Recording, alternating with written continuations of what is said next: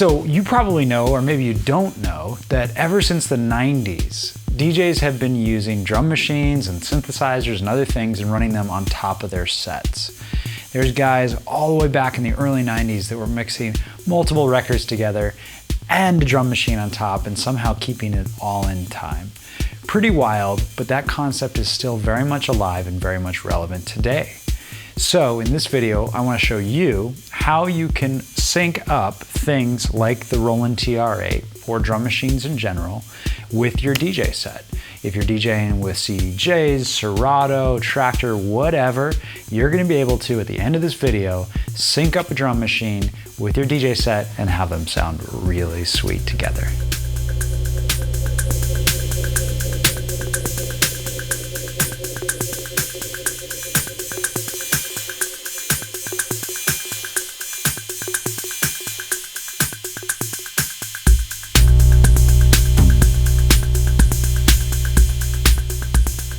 There are three ways to sync up a drum machine to your music.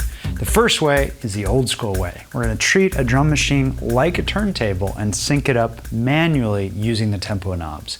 The second way is to use a tool like the Pioneer DJM 900 or some of the looping pedals that have automatic beat detection. These beat detectors then create a MIDI signal which will sync up anything, a drum machine, a synthesizer, maybe even your washing machine, to your DJ set by automatically detecting the beat of the audio from CDJs or whatever.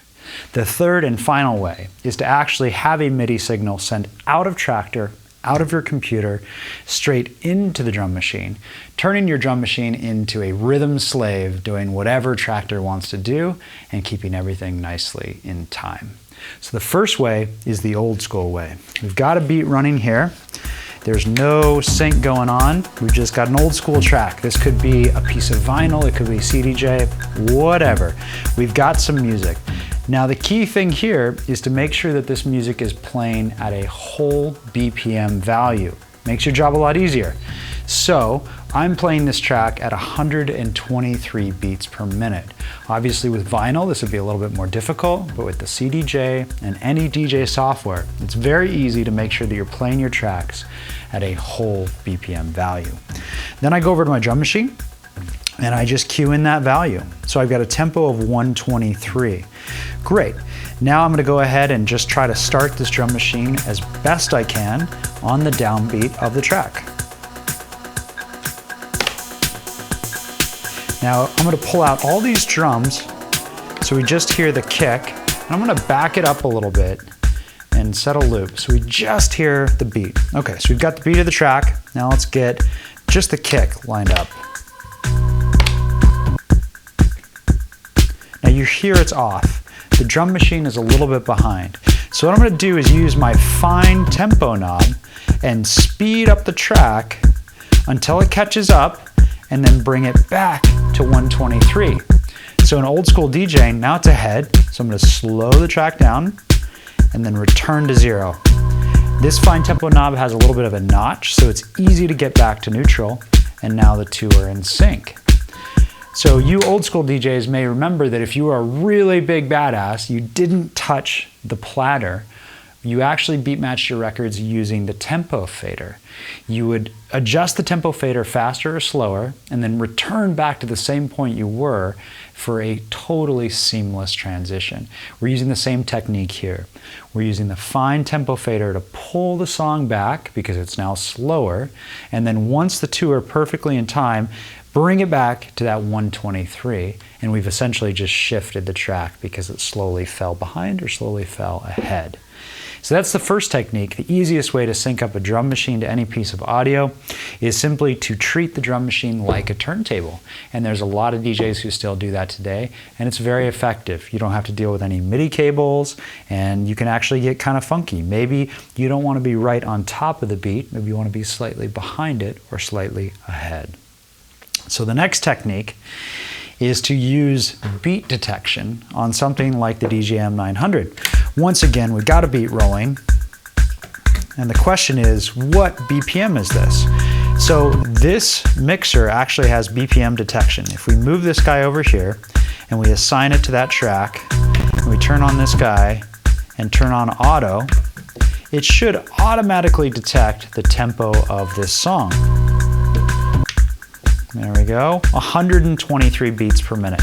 Not only is it going to detect the tempo, but it's also going to detect the beat.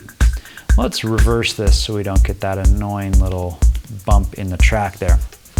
So now all we need to do is turn on MIDI and use the start or stop function. But before we do that, we need a trusty MIDI cable. This classic DIN 5-pin MIDI cable comes straight out of the back of the mixer, because this mixer has a MIDI output, and it goes straight in to the MIDI input of your drum machine. Any good drum machine, as long as it was newer than, say, 1985, should have some MIDI ins and MIDI outs. If it doesn't, you're going to have to do it the old school way. So as long as this drum machine has MIDI in, you'll notice the tempo is now zeroed out because it doesn't know what tempo to play at. But if we start MIDI, it should begin sending a signal and syncing up our drum machine to this guy. So let's experiment and slow down this track. And let's do auto tempo. So the auto tempo followed it. It now thinks it's at 110. So if we get our drum machine started, it should be the same tempo. It is.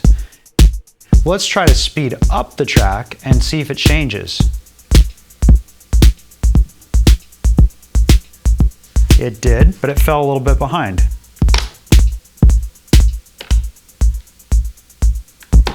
So the disadvantage of this technique, while the tempos are following, I no longer have my fine tempo knob. And as you can hear, the beat isn't exactly behind the beat that's going out of the DJM 900. So while this is good for automatic tempo detection, it's really not the best technique in the world. I would actually prefer to do it manually versus using beat detection tools on either the mixer or on the sound cards. So the best tool by far, if you have software that will support it, is to actually send a MIDI clock out of your DJ software and into the Roland. So to do this, you're going to need some kind of a sound card that has MIDI outputs. Unfortunately, you can't use this MIDI output from the computer, which is kind of lame. However, the S4 has MIDI outs. So if we connect our S4 here, and we now start using the S4 as our sound card, we will be able to send MIDI out of the S4 into the Roland and get our MIDI clock and actually have it be really, really tight, because ultimately this is the tightest way to sync up anything, is to have a stable MIDI clock. Okay, so now instead of going out of the DJM 100, we're just going to go out of the S4. Simple little technique that you have to follow. You only got to do this once. We're going to go into our preferences pane. We're going to go into the controller manager, and you need to add a generic MIDI mapping. Really doesn't matter what you put there. There doesn't need to be anything in it. It just needs to be going out of the Control S4. You don't need to have the in port set to anything. It's just saying, hey, Mr. Traktor, please send a MIDI signal out of the S4, which is what we want. We want it to go out of the S4 into the Roland, and then we're golden.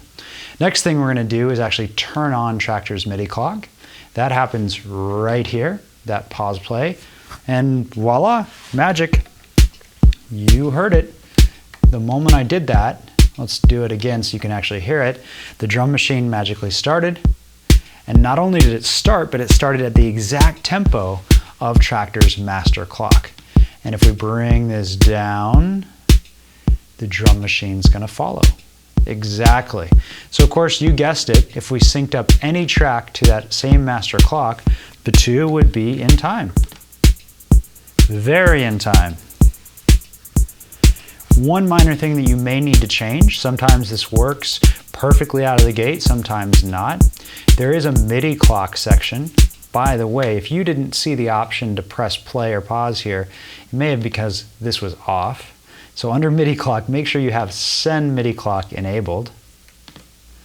And then you have this sending offset. So if the two aren't tightly aligned, let's go ahead and change this.